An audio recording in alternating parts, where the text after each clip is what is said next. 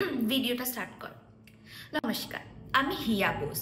আমি কিন্তু এখনো বেঁচে আছি। কিন্তু কি ভেবেছিলেন আপনারা? কি ভেবেছিলেন? হ্যাঁ, ও অনিন্দ আমার বন্ধু।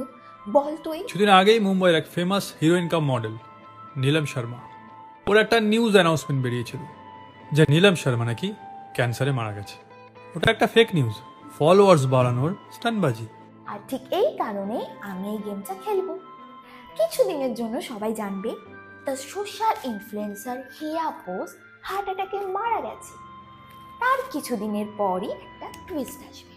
সোশ্যাল মিডিয়ায় একটা ভিডিও পোস্ট হবে যেখানে বলা থাকবে এটা একটা হার্ট অ্যাটাকের অ্যাওয়ারনেস ছিল।